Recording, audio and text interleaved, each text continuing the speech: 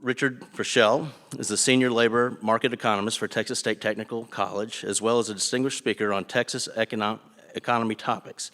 He's a former director of the Labor Market and Career Information Department for the Texas Workforce Commission.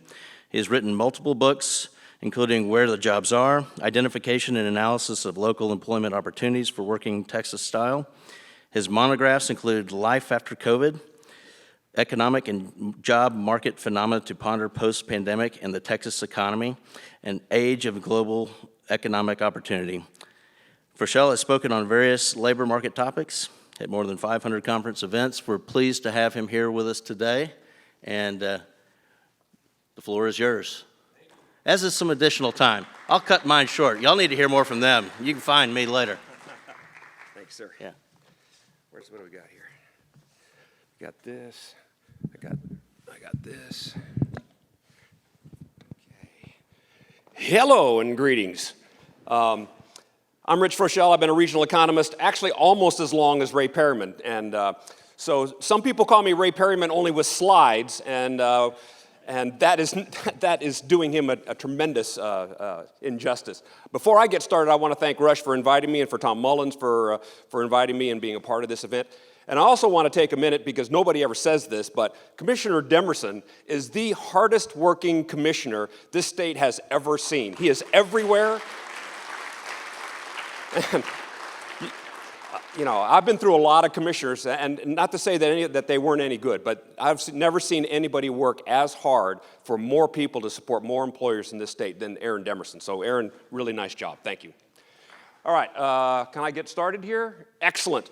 Okay, so Ray got the advantage of being able to talk about the economy as a whole, and he gets to talk about East Texas as a whole, and gets to tell lots of fun stories. And I'd love to tell those fun stories too, but I can't remember them anymore, so I'm going to deal with sort of the nuts and bolts. So I'm the nuts and bolts guy to talk about what some of the things that we see going on here in the East Texas region, the Marshall Labor Shed, and I'm going to define that in a minute. So we call this East Texas Marshall Labor Shed Workforce Realities, but Workforce Realities has kind of a sinister sound to it, you know, and it's not a sinister thing. But as we all know, there are strengths and there are some challenges we have in this region. We're going to spend just a couple of minutes talking about some of those.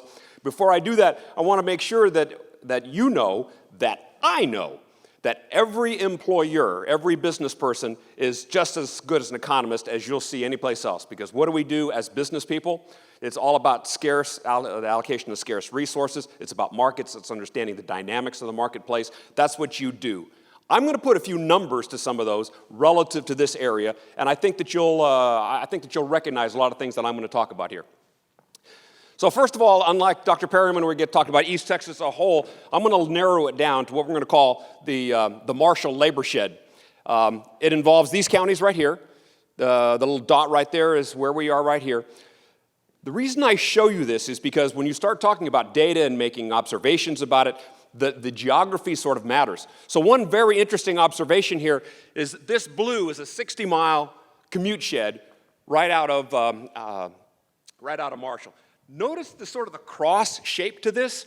It represents a tremendous opportunity. So now you have the east, you see the east and west transportation nexus right here. So when we start talking about being geographically situated in a perfect position to be able to optimize both east and west transportation and north-south transportation, that's what that cross represents. You very seldom see that in a community. So that's a pretty interesting observation here. Now, when you also see this, let me take, let's see, two kind of observations.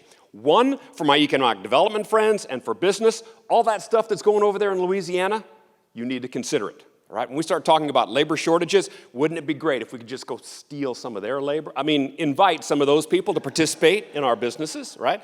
We want to take advantage of that over here. Now let me shift for just a minute for my education colleagues. We don't want to train our workforce to go over there, all right? So we want to focus on the alignment of what we need here in this region and make sure our education community is aligned with prospects here in Texas. But from an economic development standpoint, is there opportunity over on the other side of that border? Absolutely. You take that Shreveport labor market looking at about 180, 190,000 people. Wouldn't it be great when we start looking at bringing some of those into our labor pool and also as markets for our products? So, I'm going to talk about four things here real quick. The first is the demographics of the area, and you really can't talk about East Texas as a whole, and certainly this area, without talking about the demographics relative to the labor force. Let me give you a couple of numbers. This Marshall labor shed area, projection from 2022 to 2030 from our state demographer, shows less than 1% growth over that 8-year period. So it's very similar to what Dr. Perrin was talking about. Is we're talking about where the next pool of labor is coming from, right? It's low birth rates. We're counting on mostly in-migration. The in-migration rate to this area has not been, at least to the state level, has not been ideal. And so where those next pool of workers are going to come from becomes a challenge for us. That makes our students, the people that are already here, keeping them here, keeping our incumbent workers and our students in this region, that's a critical part of our economic development function. Now here's the other part. This is our prime age population. Now some people talk at 25 to 54, I'm just going to do 25 to 44. It's the percentage of our population that is in that prime labor force ages. And one thing I want to point out here is that when we look at the Marshall labor shed as a whole, the increase in our prime labor force population over the next 8 years, it's relatively flat, right? So when we start looking about that, the total population of those prime age workers that we're going to pull in from, unless something markedly changes, it's a relatively stagnant pool of workers. Now, interestingly, Ray also talked about the demographics of the state. Do we have any baby boomers that considered retiring, dropping out during the pandemic? Maybe know a few of them along the way. We had some seriously excess baby boomer retirements that happened during the pandemic. And interestingly, we've seen some of those starting to come back, starting to trickle back into the labor force. I highly encourage you, those of you that are looking for workers, to go back and look at some of the people that left, maybe some of the people that are a little older, a little longer in the tooth, and say, hey, how'd you like to come back? How'd you like to work for us, you know? We'll make it flexible for you. We'll increase the wage a little bit. We'll give you Thursdays off to go bowling with the boys, all right? Whatever it happens to be. But trying to attract some of those workers back, because some of them left a little prematurely. And now they're looking at their 401ks, they're looking at the value of the house, and they go, yeah, maybe another couple of years in the labor force is not a bad deal. So think about those folks. Okay, I want to show, some of you probably saw this. Do I have anybody from Gilmer up in that area? Where's all that population growth coming from? I have no idea. So it's interesting, for the whole population in Upshur County as a whole, about 82% of the people that live there don't work there. They live someplace else. So we've got a lot of population growth that's happening there in a little suburban kind of area. They're leaving that area and they're coming into the rest of the labor shed to work. So kind of interesting.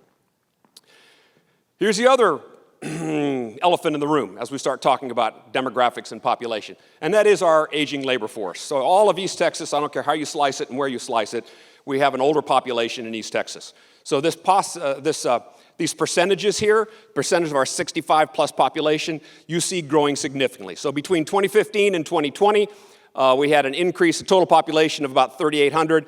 We had an increase in our 65 and older population of 6,800.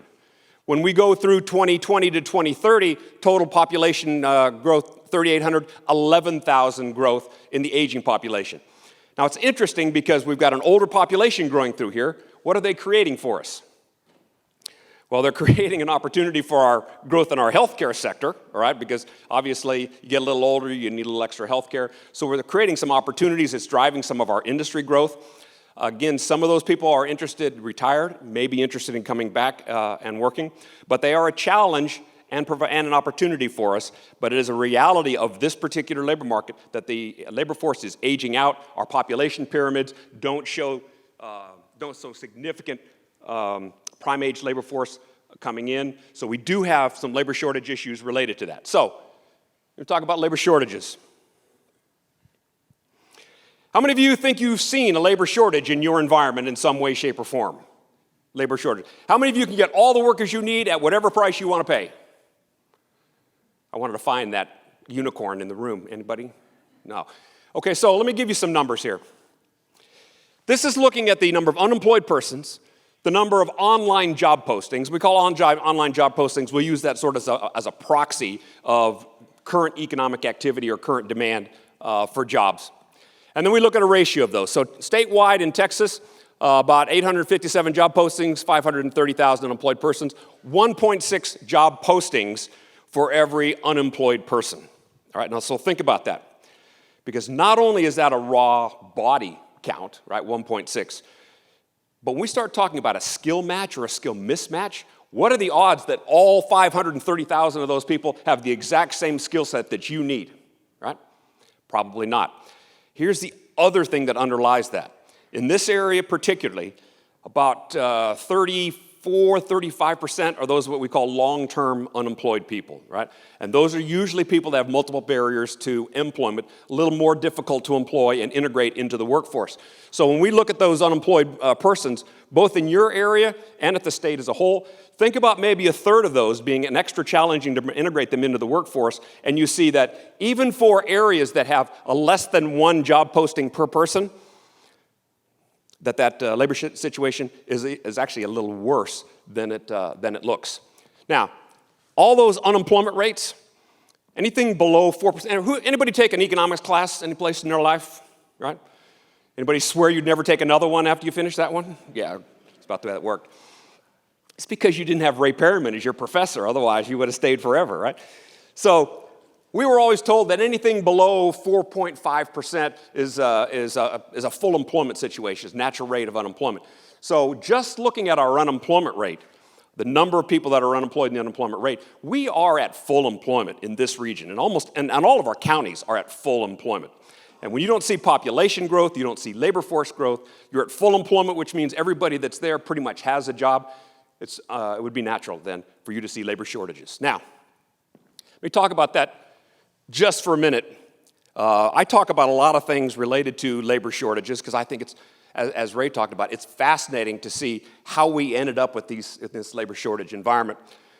I have 10 of these. I want to talk about 5. I was really glad to see that Ray said the Great Reshuffle because I call it that too. A lot of movement in and out. Interesting though, when you look at it and he starts talking about history, when we start looking at job tenure, young people, we call them Gen Z these days, but young people have always had very short tenures, have always moved in and out while they're exploring job opportunities and looking for higher wages. But it's an interesting phenomenon. A couple I want to mention here because they are significant to your area. One, we talked about the demographics, excess baby boomers, low birth rates, and then millennials and Gen Zs are dominating the workforce. In 2021, about 17% of all Texas employees were baby boomers. If you post a job today, about 51% of all the available workers will be millennials or Gen Zs. Now think about that. Half your available labor force are going to be millennials and Gen Zs, the born digital generation. Do we care, one, what skills they have? Two, how they think about work, how they value the workplace, how they assess a good job for themselves? Do we care about that? And the answer is, oh, no, we don't care about that stuff. But we do, because they are more than half of our labor force coming forward. So that's an interesting consideration. This declining labor force participation rate is a big deal among all populations, especially men without college degrees. Labor force participation rate, Ray minimized the number. So if the national labor force participation rate is 6.7%, and it used to be, 63.7%, and it used 62.7%, and it used to be 63.2%. Just that couple of percentage points, combined with 130 million people, is a lot of folks that are no longer participating in the labor force. In this area, declining labor force participation rates or low labor force participation is a challenge for you, all right? So getting, especially young men, involved and engaged in the labor force is a big deal for this area, has been for a number of years. I think this is particularly interesting. One of the things we talk about is low marriage and family formation rates. Lots of information about, Gen Zs and millennials, mostly the Gen Zs. They're not engaged socially. They're not having sex. The men aren't going to college. I'm not sure what's wrong with these people. They're not getting driver's licenses. All kinds of interesting things going on. But think about it this way. If they're not getting married and they're not forming households, what else are they not doing?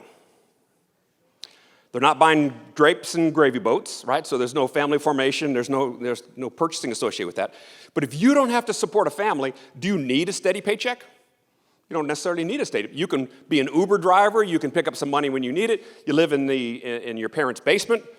Because, we don't have basements here, but the euphemistic, Texas basement. So is there any, you can stay on your folks' insurance till you're 26.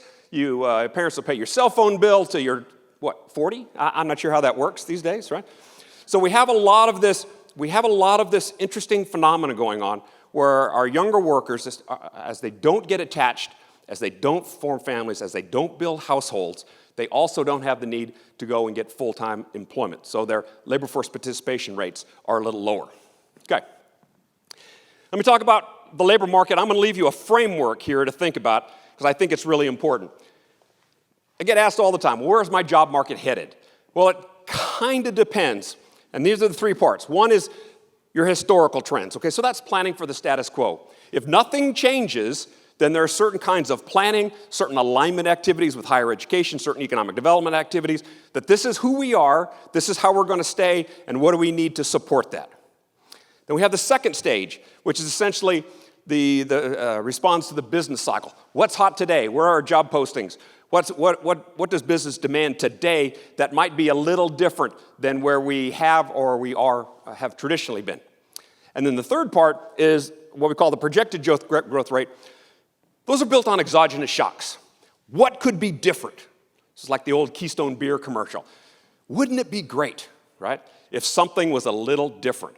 If we had new plant relocation, somebody coming in. If we had additional infusions had a health science center come into an area. If you have new money going in, new projects coming in, how does that change? How could that change going forward? We start looking at projected change. So let me talk about each one of these really quick.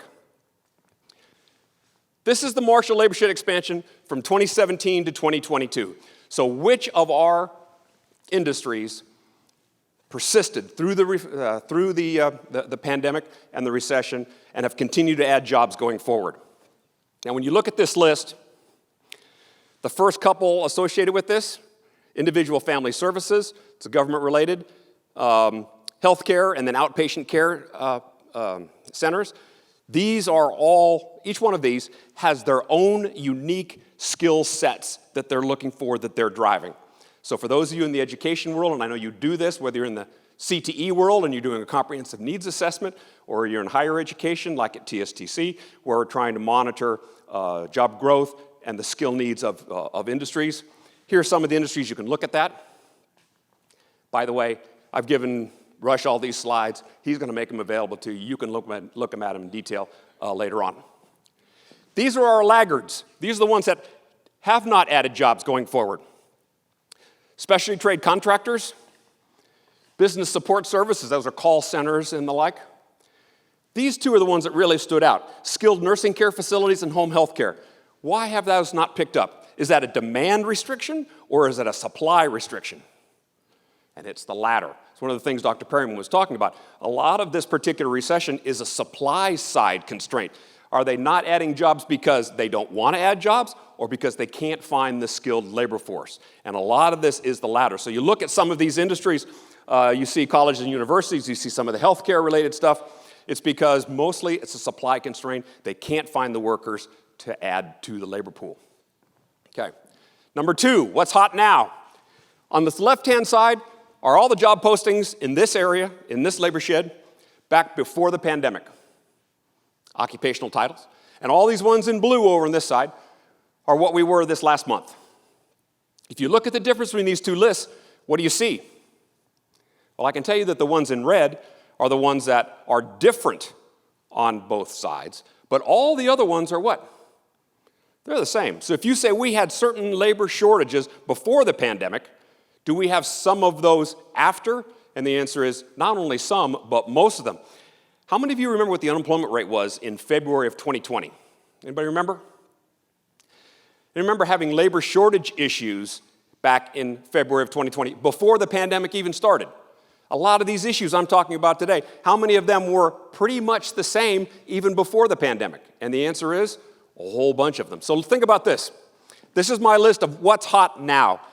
Nursing at the top of this list, a lot of healthcare related stuff, but we also see automotive service technicians coming in, maintenance repair workers, high skill or low skill for most of these? High skill or low skill for most of these? Interesting mix. Healthcare, higher skill. A lot of the frontline workers, food and counter workers, retail salespersons, a lot of low skill, trying to find quality applicants. And that's one of our biggest challenges out here. It's not just available supply, it's the quality or the caliber of the available individuals. Their willingness to work, their interesting to work, their willingness to work well with others in the sandbox, and all those employability and socioeconomic skills, socio-emotional skills that we talk a lot about. Okay. This is my favorite analysis, so I want to show this to you.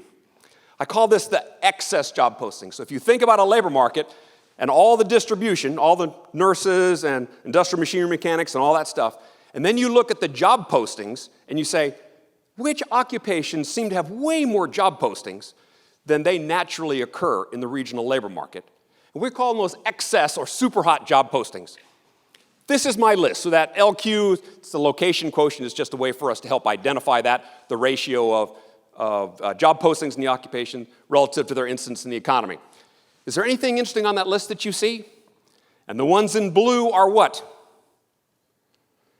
Healthcare-related occupations, all right? So look how much healthcare-related occupations dominate this super hot list. What's in demand now? And I don't think this will surprise anybody. But there are some other very interesting things here. Industrial engineering technicians, number 2 on this list. Electronic technicians on this list. Mechanical engineers on this list. Where's the other? Storage and distribution, so that gets into the warehousing side. So these are the super, so if you're feeling a pinch, labor shortage pinch right now, it's probably on one of these super hot lists. Okay. And last is our projected job growth given exogenous shocks. Now, if I said, what did the industrial structure of this area look like back in 2012, these are the top 16 industries, top 16 employing industries on the left-hand side. This is what we look like. This is who we are. This is our industrial structure. And then I look on the top industries in 2022 through the third quarter, and this is who we are. This is our industrial structure.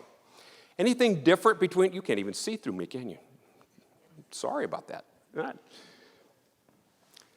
What's the difference in these two structures? Truth of the matter is, mostly who we were 10 years ago is what? Who we still are today. Can we, if we don't like that trajectory, are there things that we can do that can change that trajectory, that can grow some of the industries that we want, some of the ones that have already growth? I've got food manufacturing, warehousing, and storage. These ones in blue are ones that are here today, but weren't here 10 years ago. When we start thinking about economic development, we start thinking, how do we want to diversify our industrial structure, make it different than it was 10 years ago? And then our education partners and our workforce partners say, how do we make sure that we get that labor force in place so that we can promote the attraction and the growth of the industries that we want to see make up this industry? Okay. Projected occupational demand, again, those of you that are doing alignment, educational alignment, if I just look at occupations that require some kind of post-secondary instruction, this is what that list would look like. Most annual average job openings projected through 2032. Anything interesting about this list? I'll tell you a couple of things that really pop out. Y'all need some teachers around here? Having some teacher shortage issues? Are there things we can do to attract and or retain teachers? Pay them a little bit more money? But you know, recent surveys of teachers and their retention has money as number 2 on their list. Anybody know what number 1 on that list is? Anybody know? It's maintaining discipline in the school, because the teachers, did we just get some high fives over there? The inability for teachers to feel safe in their environment is a real challenge, and that's what they're saying to some of our surveys. And here's the second list associated with that. Again, you get the reflection of these occupations looks very much like the industrial structure that we see currently, because we don't currently project huge exogenous shocks in the region. Now, if Dr. Perryman came in and said, I'm going to do a model of your area, he'd do a sort of a linear forecast. This is where we are. This is where we're going to go. And the first question he's going to ask you is, what is going to change? What exogenous shocks do you think are going to happen that's going to change the trajectory of our economy? And if you can't answer one way or the other, what's his projection going to look like? It's going to be a linear forecast of where we are today. So that's why economic development is so critical to what we're doing. All right, so let me leave you with two messages. One, we've got a lot of areas, cities and counties and districts, and we're all kind of working together. You know, coordination is sort of an unnatural act among adults. We want to do it, but we're uncomfortable with it sometimes. What we don't do very often, and it's not just here, is we don't do the integration, where I tell you what you're doing, you tell me what I'm doing. Now let's see if we can work together to create some synergy so I can save some money and by adopting what you're doing, and you can save some money by adopting what I'm doing, and we'll have extra money to do new things. So that whole process. So where are my NASCAR fans? Got any NASCAR fans in here? All right, so you NASCAR fans, you know all about this. We call this co-opetition, right? You can still compete with each other. You can compete for students, right? You can compete for economic development projects. You can compete for where a project lands, whether it's on this side of the border or that side of the border. You can still do that. You can still compete, but if you compete together by leveraging your regional resources, that's co-opetition. Everybody is moving forward. Who gets the final prize is less material than the entire region is growing. I highly encourage you to adopt a philosophy of co-opetition along the way.